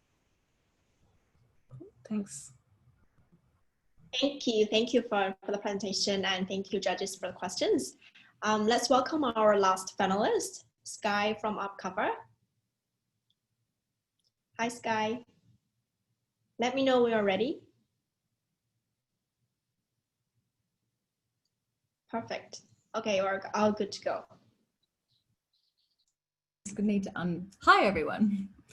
Harini, Ellisa, and Mel, thank you so much for taking the time. I'm really excited about being part of the She Loves Tech competition. My name is Sky and I'm the co-founder and CEO at Upcover. I'm going to just really quickly talk to you about what we've been up to the last year in building up our team and our first products and what our plans are for the remainder of 2020 and beyond. At Upcover, we're protecting the world's fastest growing workforce. COVID has shown us that this workforce has now got an added, from the 2 million individuals just in Australia alone, it has now a further 1 million people that have now lost their jobs. They're turning to other forms of work as a cleaner, a nanny, a childcare worker or support worker. They're now working for themselves as freelancers, contractors. We've been speaking to over 2,000 workers of these types of industries. What we've discovered is very consistent across the board. And that is that insurance is really not fit for purpose. A lot of these individuals find insurance very complicated, and many people that are sole traders or working for themselves can't get the cover that they need. It's also very expensive. They're working 2 or more jobs and there's no way for them to pay as their own. And there's a very limited safety net. There's no way for them to get cover for all of their jobs or save for sick leave, maternity, or holiday. What we're doing at Upcover is building a technology platform where workers can buy a pay-as-you-go insurance and benefits product. And this is so that they can get covered, they can save money, and they can finally build a safety net. This is a look at our app. You can see it's incredibly simple and easy pay-as-you-go cover with a conversational user interface.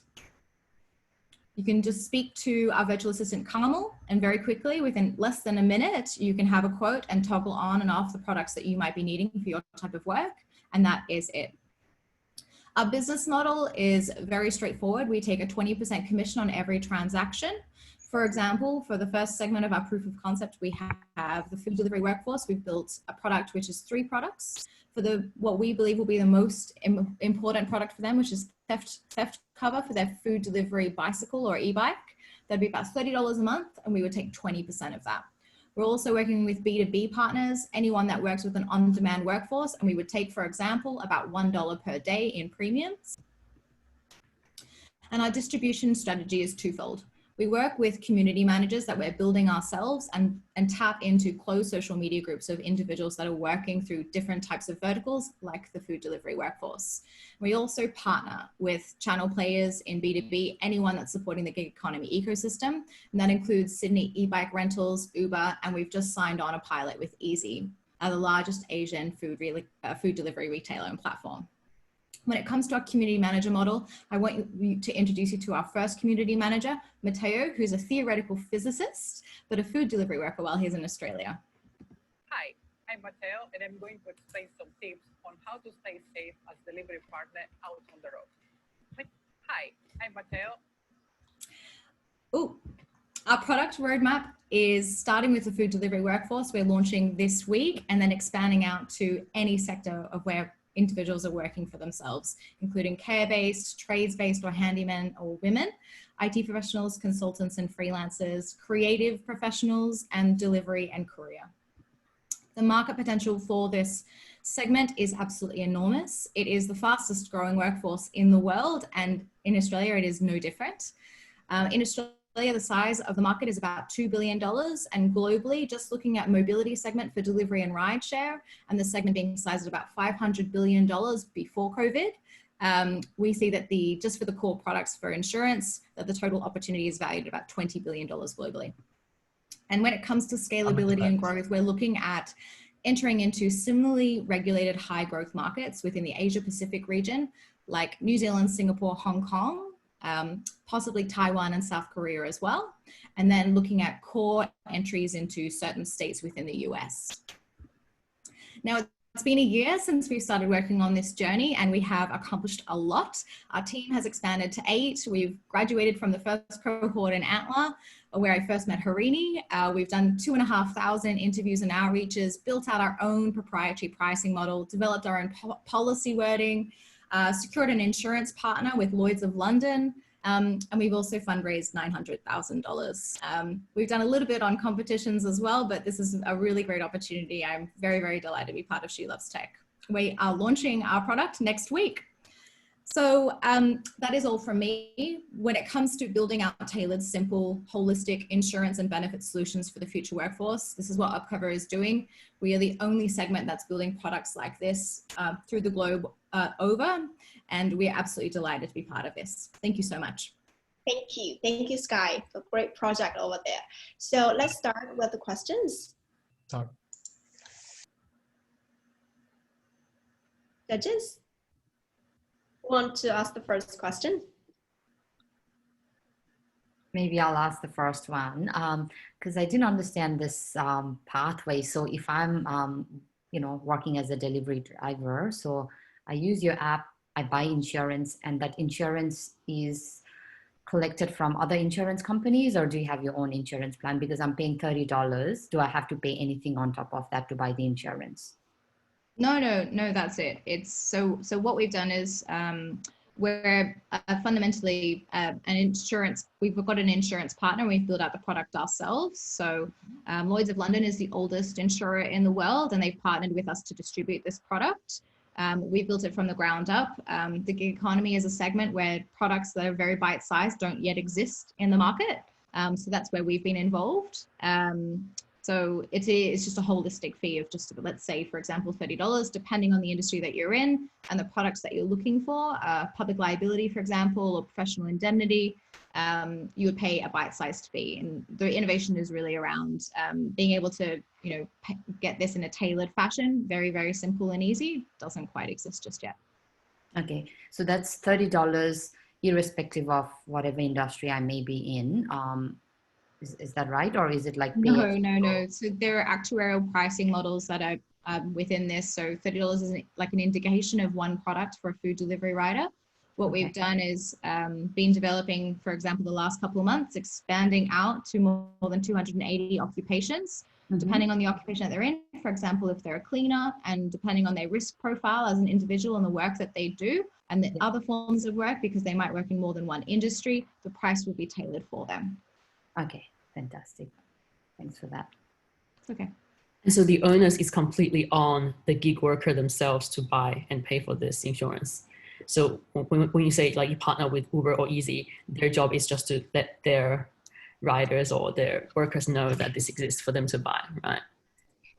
Yeah, so it depends. Yeah. Some platforms in Australia, for example, would like to purchase insurance on behalf of those workers, and we can provide that product as well. And we've been working with some platforms in respect to that. But others, for example, Easy is really interested in providing an embedded API on their platform so that workers can buy that product. Awesome. Any more questions? I guess.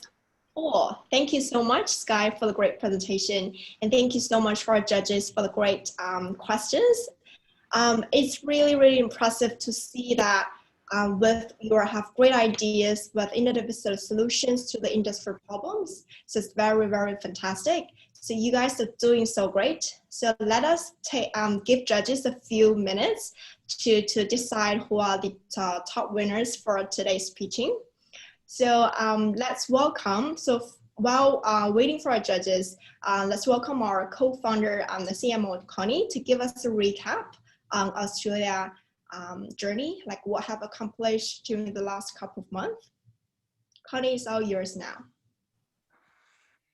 Thanks, Demi, and thanks for our finalists. I do love it. You know, the pitching was just fantastic. So yeah, I think because our judges need, I think like 10 minutes. Oh, sorry, I didn't start my video. Yeah, I think our judges still need more, I think 10 minutes time to do the evaluation. So I'm going to share my slides to tell us more story behind this initiative. So yeah, wait a sec. Can anyone say it? Oh.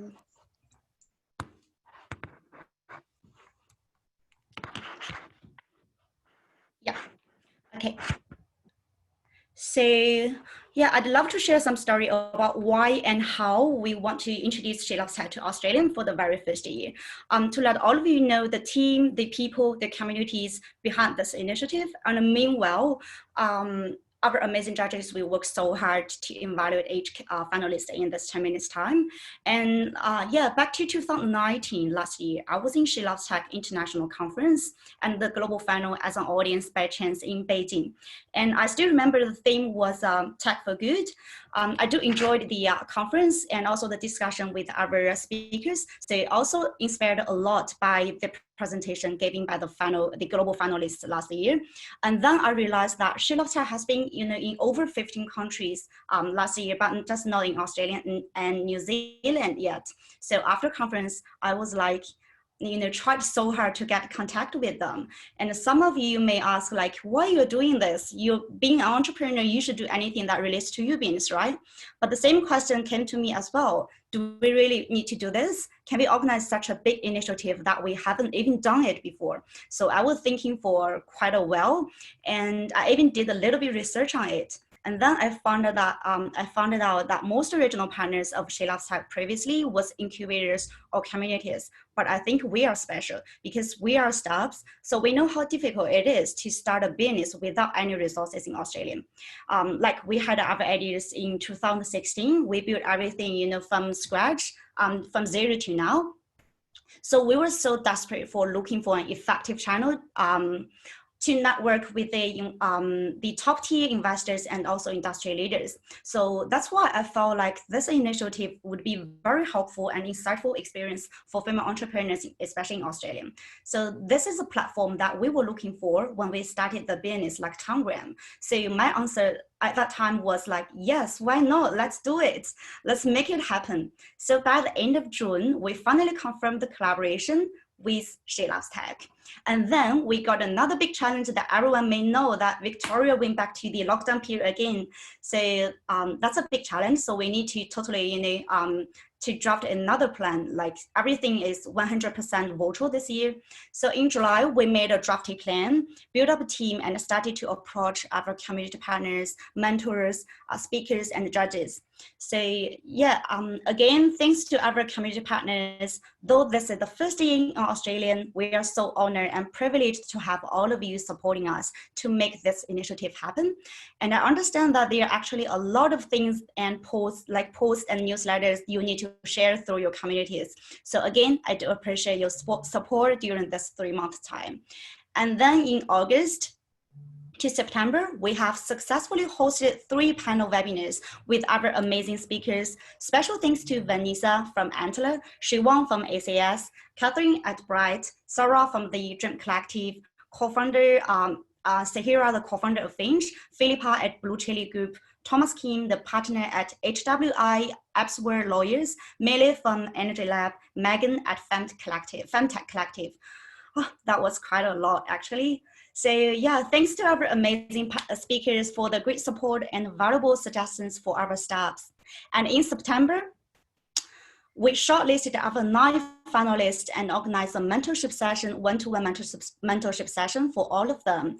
The amazing mentors are Eamon, CEO of Headquarter, gave us various tips for staffs seeking investment at different funding stages. And we have Jody, General Manager of SBE Australian, very, very fabulous, gave us many great advice on how to deliver the message and the image of the business to investors. It's like a good story always explains everything. And we have Zen, investment analyst at Gobi Partners, our friends, provided deep insights into how venture capitals evaluate startups from variable perspectives. And also thanks to all of you great support in providing practical suggestions. And now today, yeah, I think we made it. We made the final pitch and we have received over 100 applications from diverse industries, and we have amazing finalists, judges, and even audience here today. So I think our judges, they are still working so hard for the evaluation. So I can tell it's definitely not easy for them to select the winner. So yeah, we have 5 minutes video recap for all of you to have a look at our sessions in the past few months, and hope you all enjoy it. We will be back, I think, in your 5 minutes time. So yeah, I'm going to share the video now.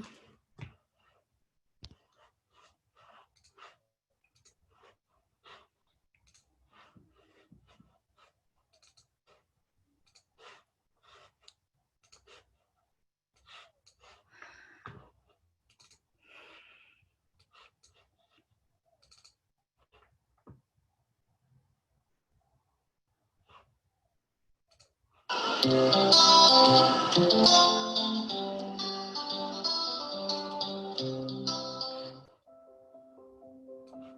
do you see any changes on investment criteria for tech startups? Yeah, what I would say is that we're seeing that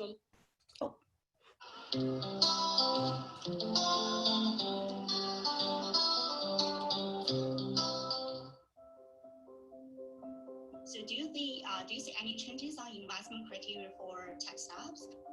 Yeah, what I would say is that we're seeing that a lot of founders are coming into our program with particular passions around issues that they want to solve, and where we're seeing particular growth is in FinTech and SaaS-based solutions, and where we're not, we had an amazing startup a few cohorts ago who was looking at a migration solution, which would have been fantastic under normal circumstances, but obviously COVID had just hit.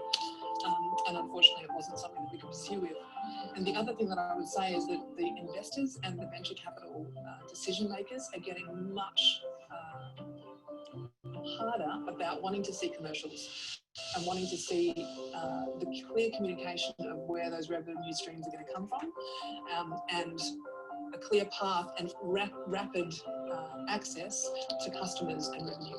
So I think the speed to MVP and growth needs to be faster in this period rather than slow. And so that you've got to pick areas that are growing, because there are areas that are growing economically in this space. We can see them in Amazon, and anything that has to do with delivering online or platforms like Zoom has gone gangbusters, obviously. It's our new normal now. So it's taking advantage of those opportunities during this time, but also looking at a business that is going to be sustainable beyond this.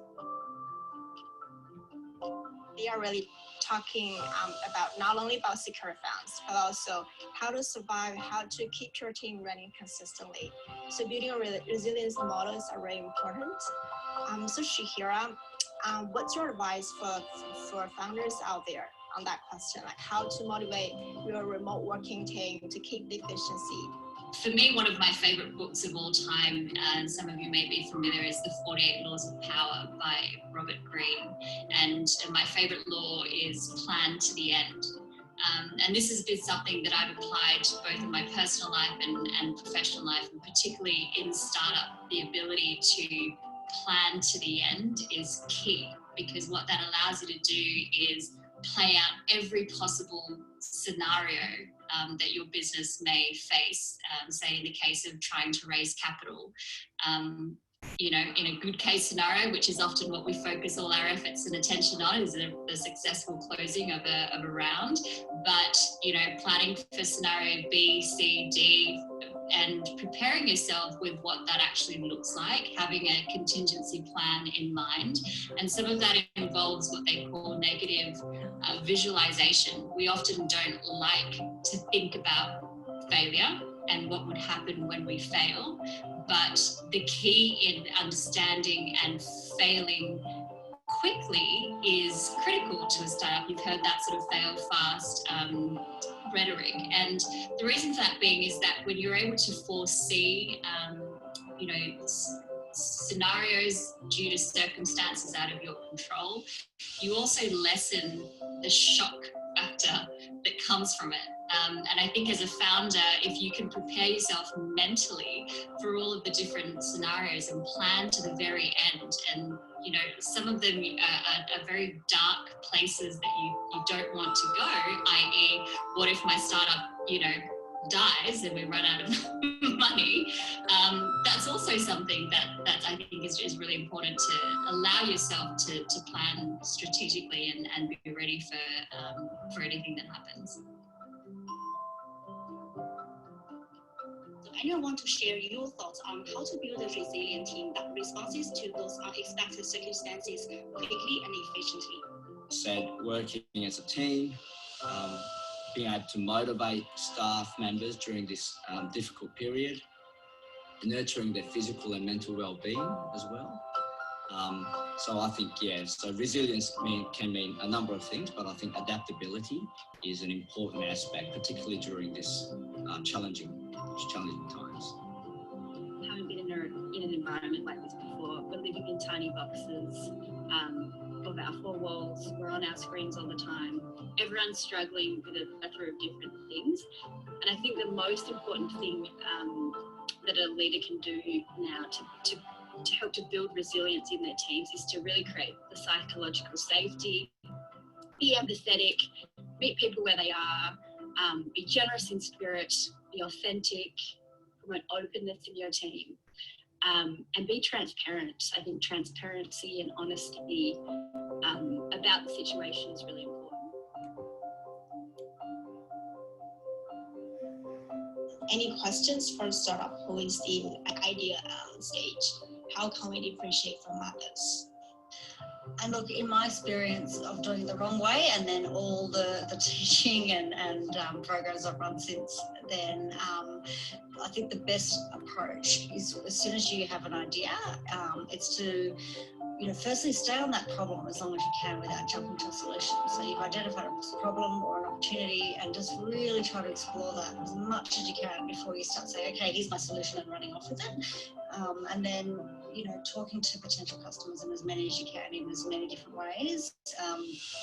And there's many different ways you can talk to customers, but it might be even like a Facebook test to see unbiased sort of reactions to different ideas, or you might ask some questions about not so much whether would you do this, but have you done something like this, just to get indications on behaviour, and just really keep trying to hone the problem and really understand what the problem is, and even the problem underlying the problem as a first point, and really getting that customer feedback really early on before you start spending money on designing up some sort of solution.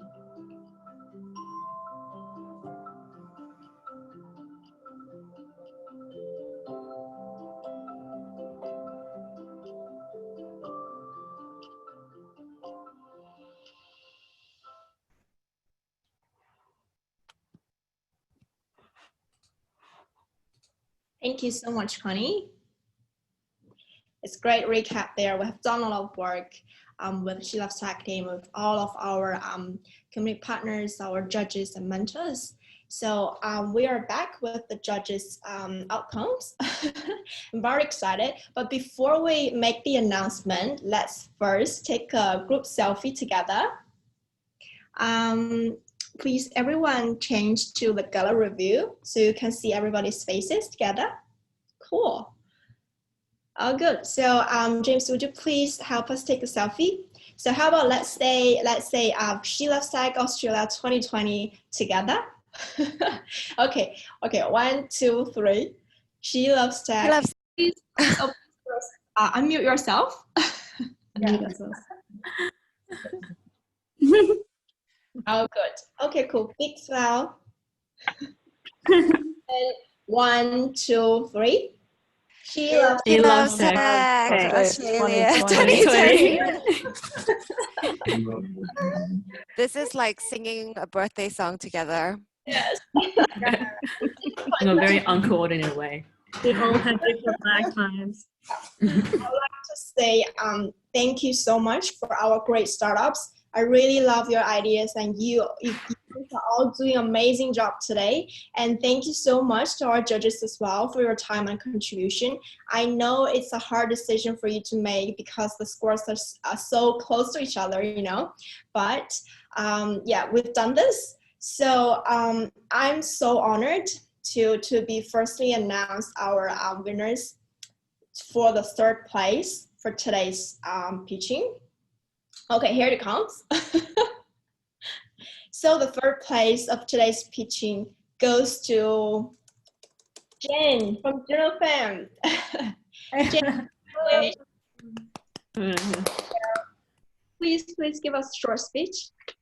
Thank you. I've been really inspired to watch everyone's journey and really cool products, and it's fantastic to be around such strong, powerful women, and I'm really pleased to have a woman's solution to try to address a really big problem. Thanks. Thank you, Jen. I'm really proud of you. Go for it for the project. Okay, so let's move on to the second place. Let's welcome Connie to announce the second place. Yeah. Oh, thanks, Demi. Why I'm so excited. It's like I'm going to be the one to collect the award. So yeah, the second one is, you ready? The second one is Anna from BindiMaps. Congratulations. Let's give her a round of applause. Congrats, Anna. Congratulations. Yeah, alrighty. So Thank Anna, you. you're on stage. So do you want to give us some words to the audience and judges as well? Sure, I'd like to say thank you so much. Again, I repeat what Jen said, to be with such a big group of powerful women solving real problems in the world is such a buzz. So thank you so much for having me, and thank you so much for the award. Thank you. Really loving project, a very cool project. Thank you. Thank you. Thank you, Anna. Big congratulations. Now let's welcome our special guest, Leanne, to announce the first place. Leanne, it's all yours now. Great. As mentioned, it was a difficult time for the judges. The scores were quite close. I think everybody did such a wonderful job pitching. And I really want to thank the startups, but also to thank the esteemed judges for their time. Thank you so, so much. Without you, we wouldn't have been able to do this. Thank you. Okay, so now for what everybody is waiting for, the first place goes to, I'm also very nervous. First place goes to Nancy from RapidAIM. Wow, congratulations. Oh, congratulations, Nancy. Wow. Congrats, Nancy. Wow, fantastic. Yeah, I'm blown away. Look, it's fabulous to be in such amazing company, really inspiring ideas, and I love that women are taking their ideas to the marketplace, and I'm actually blown away. I just was so excited by so many of my cohorts here, ideas that there were projects that I would want to invest in. I just was, yeah, so I'm really blown away. Fabulous. Thank you so much. Really proud. Congrats. So Nancy will be representing Australia in our global finals. Thank you so much. And thank you, Tanggram, for partnering with us at SheLovesTech to really bring SheLovesTech to Australia. Over back to you, Demi. Yeah. Thank you. Thank you so much for our startups today, and thank you so much for all of judges, and also thank you so much for our audiences who stick with us until now. You guys are so amazing, and all of you have done an amazing job. Thank you so much for staying with us, for all of the contributions and support from all of our startups and our mentors, judges, and speakers. Thank you so much, especially to SheLovesTech team. Thank you so much. We hopefully will see you all next year. Big congratulations to our top winners. You're representing our Australia team. Go for it. Make us proud. Good. Thank you. Bye. Thank you. Thank you. Bye. Congratulations. Bye.